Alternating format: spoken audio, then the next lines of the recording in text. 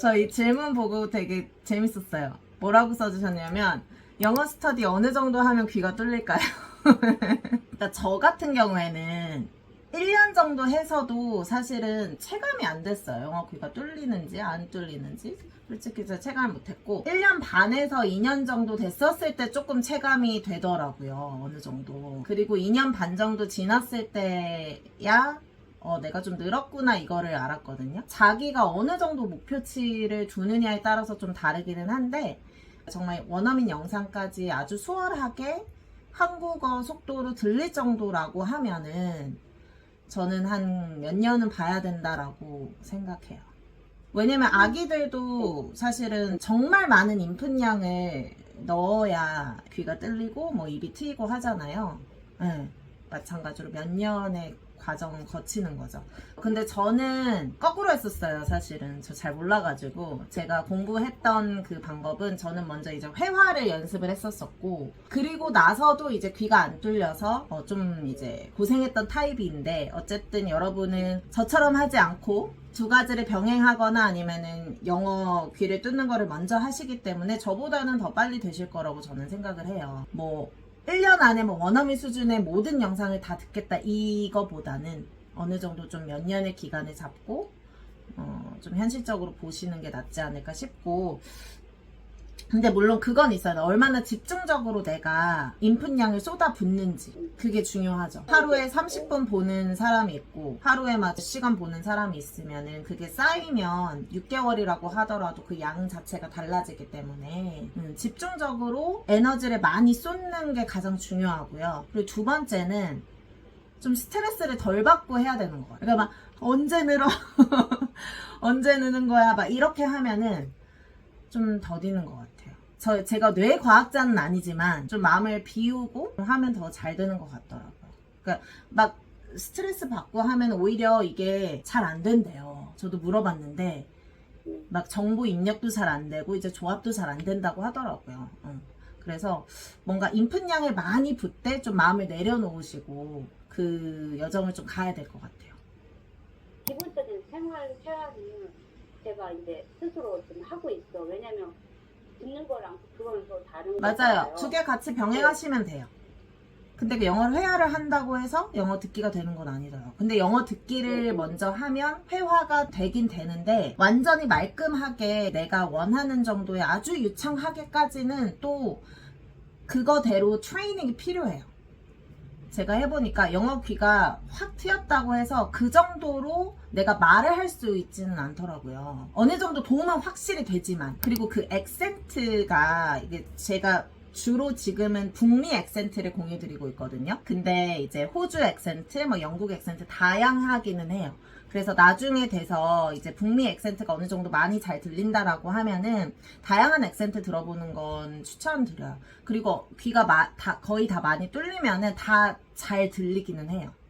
그러니까 액센트가 막 이 사람은 너무 강해 막 이렇게 잘 인식은 안 되고 어느 정도 거의 다 들려요. 뭐 물론 조금씩은 내가 더 익숙한 액센트가 있기는 하지만 회화에서 암기가 주는 영향은 저도 암기를 해봤어요. 뭐 회화 공부하거나 했었을 때 해봤는데 대입이 되던가요? 여러분 암기한 게 이렇게 툭 튀어나오던가요? 저는 안 되더라고요. 근데 대부분의 분들이 안 되시고 지금 안 되시니까 아마 이 질문을 하시지 않으셨을까.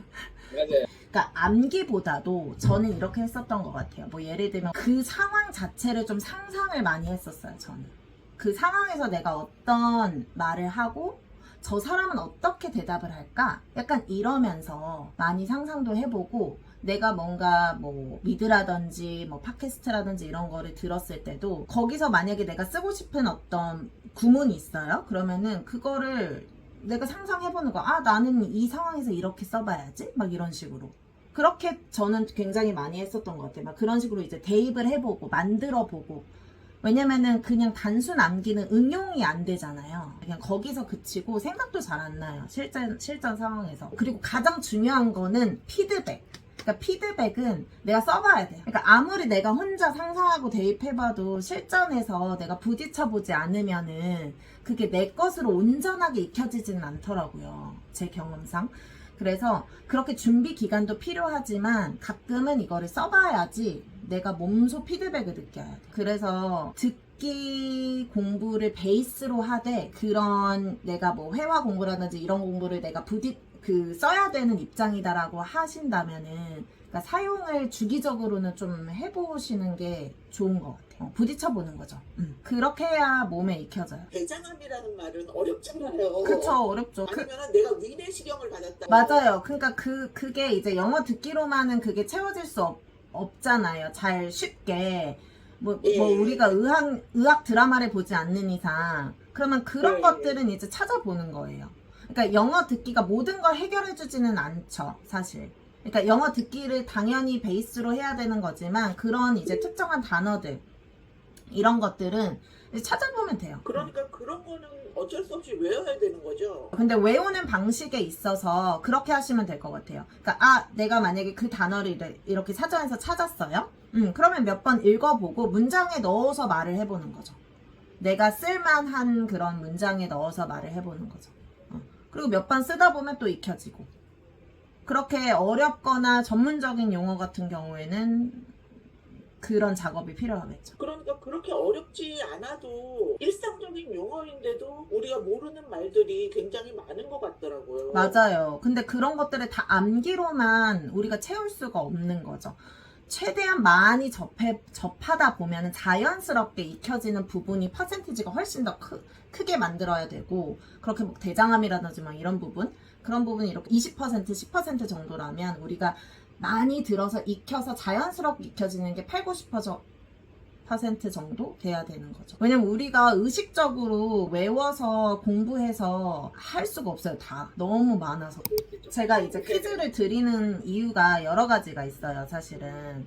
일단은 여러분들이 이제 자막을 보면서 들으면 거의 다 리딩 쪽에 집중이 되거든요. 8, 90% 정도 읽는데 에너지를 쓰고 사실은 귀를 닫아버려요. 그렇기 때문에 먼저 무자막으로 2번 정도 이제 반복을 하시라라고 말씀을 드렸던 거고, 그리고 나서 이제 퀴즈를 봤었을 때는 듣기와 리딩이 구분이 되잖아요. 그러니까 내가 정확하게 듣기 할 때는 듣기만 집중할 수 있는 거예요. 그리고 리딩 할 때는 리딩에만 집중할 수 있도록 이렇게 구분을 해놨거든요, 제가. 일단 1차적으로는. 두 번째는 그 퀴즈가 있음으로 인해서 안심하고 그냥 듣기에 집중할 수 있어요. 이게 없으면 나 불안해, 이것도 이해 안 되는 것 같아, 약간 이렇게 생각하시거든요. 근데 사실은 이해가 당연히 안 돼요.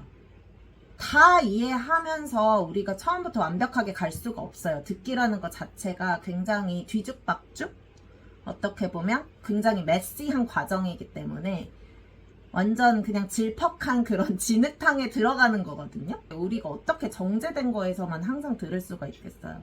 근데 이제 성인분들은 그 과정 자체가 스트레스로 너무 다가오잖아요. 그래서 일단은 그것 때문에 이제 듣기와 리딩을 구분을 지어 놓은 거고, 특히 초보분들 같은 경우는 리딩을 많이 안 해보셨을 거예요. 2차적으로 저희가 리딩을 하면서 여러 가지를 또 채워볼 수가 있는 거죠.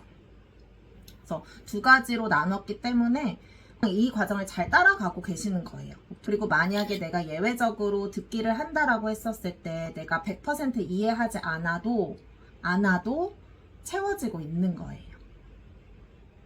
뇌는 듣고 있잖아요. 뇌는 듣고 있고 보고 있기 때문에, 물론 그 영상을 한 편을 봐서 내가 채워지진 않겠지만 비슷한 상황을 계속 보다 보면은 우리가 인지하지 못하더라도 그런 것들이 입력이 돼요. 저도 들었을 때 모든 걸 찾아보지 않았어요.